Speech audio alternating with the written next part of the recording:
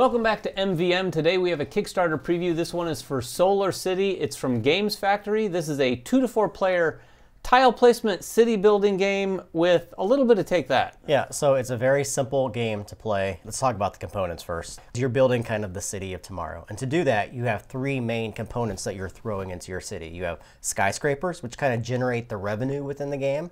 You want to flip those over because on the other side are your sky towers or your sky gardens. Yeah. These are what are going to get you victory points. However, they're not going to activate from round to round, so they're a one-time use.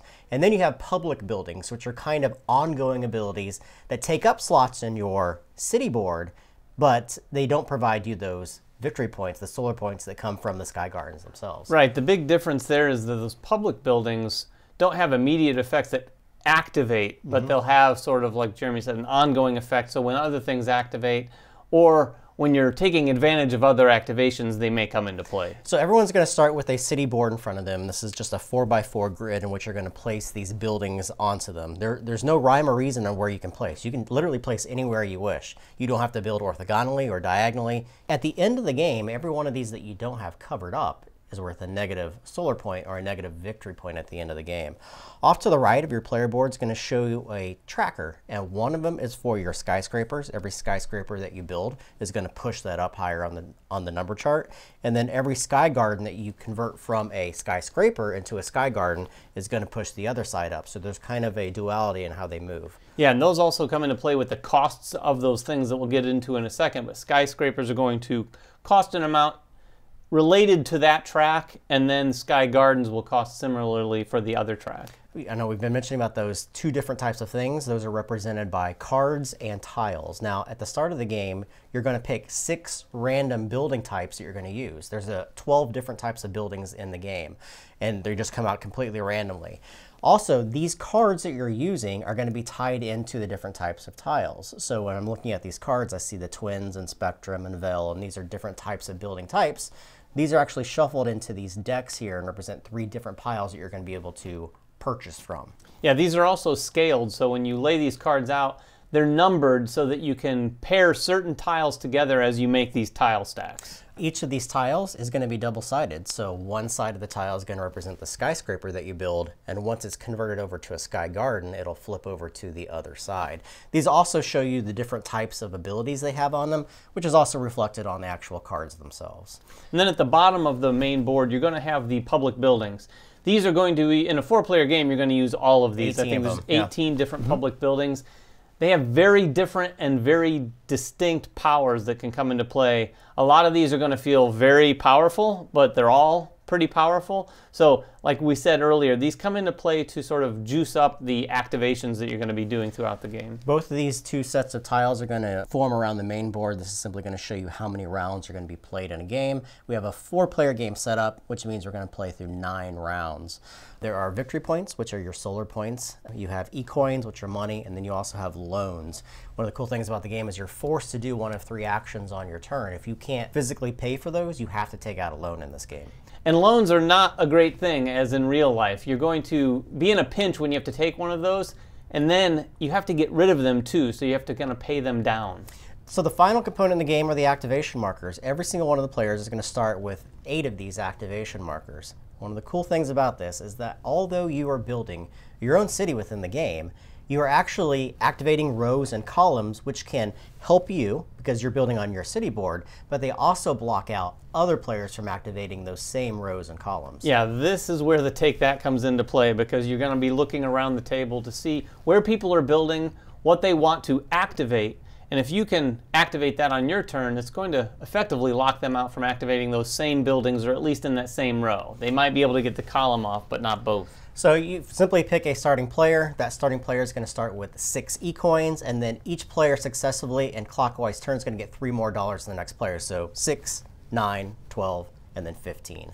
So to start the game, it's very simple. On your turn, you simply get to do one of 3 different actions. One of the actions is to purchase a skyscraper. You get to pick the top skyscraper from any one of these 3 stacks, and you're going to pay an X amount of money to the bank according to however many skyscrapers you've already built within the game. So at the start of the game, you built 0. You're always checking that tracker on your right before you actually build that one. So at the start of the game, you have none, and I simply pick any one of these that I wish to buy. And again, as I said, you can place it anywhere on your city board that you wish, and then you have to pay that amount of money. So this is my first one, so I simply pay nothing, and then I raise that up, noting that I now have 1 skyscraper in my city board. Yeah, and that's going to come into play on his next skyscraper because it's going to cost $1 because he already has one. Now the cool portion about this is the next thing that happens is you have to check your city board and decide, do you want to activate a row or a column?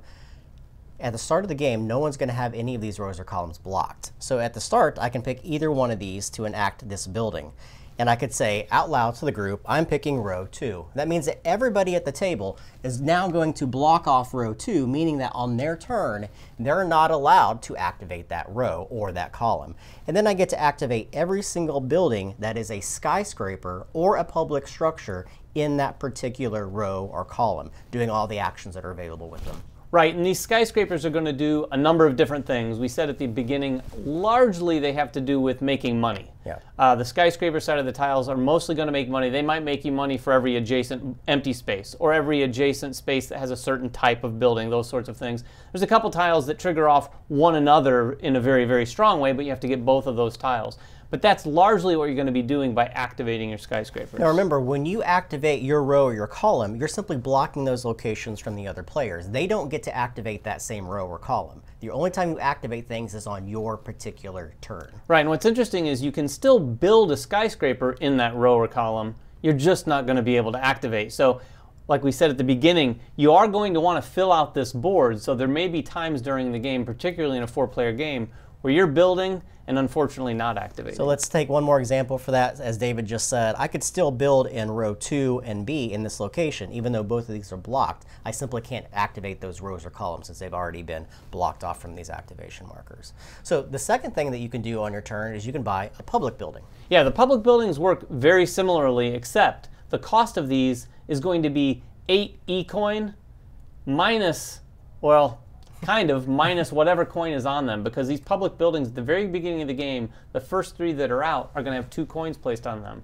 At the beginning of each successive round, they're going to get another 2 coins if they're still there. Yeah. So some of these can become very attractive if they are left at that point. Yep. So you're basically going to take one of these, pay the $8, potentially using the very $2 that were on the tile, and you're going to add this just like a skyscraper to any of your rows or columns, and again, activating that if possible. Now the last possible thing that you can do on your round is you can actually convert a skyscraper into a sky garden.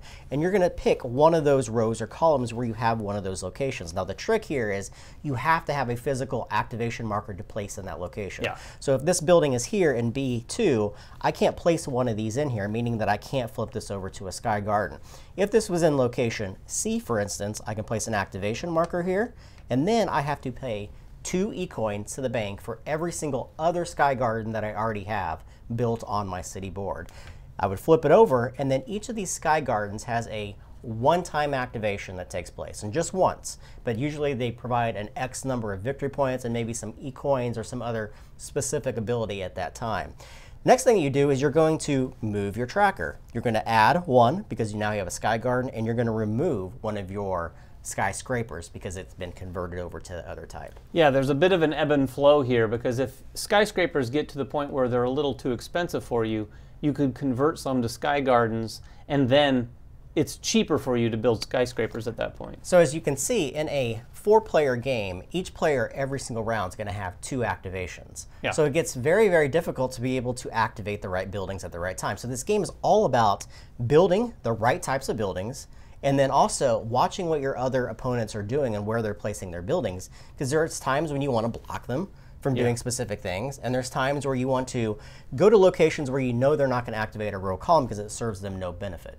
Well, the other thing is, too, is the placement here. Most engine builders, it's all about choosing the right things as part of your engine. This also has that spatial element of absolutely placing them where you want them to. Not only, like Jeremy said, for your own board, but as it relates to everyone else's board. One of the other cool things is about these public buildings, those really aren't activated in the traditional sense. So there are some skyscrapers that benefit from them, so you can be a little bit more flexible when you place a lot of those on your board and then just rely on those few rows and columns that you have to activate. However, if you do that, someone else might be very easily be able to block you out of using that almost every round. So as I said, you're simply going to play till the end of the round when all the activation markers are on all the players' boards, all 8 of them are filled up.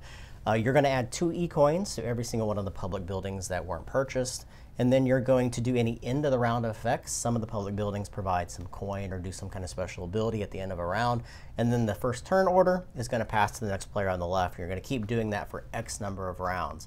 At the end of the game, you're going to score up all the different victory points. Now, scoring is very simple. There's not a lot of victory points to score in this game. You're going to have a range of about 20 to 30 some points in the game.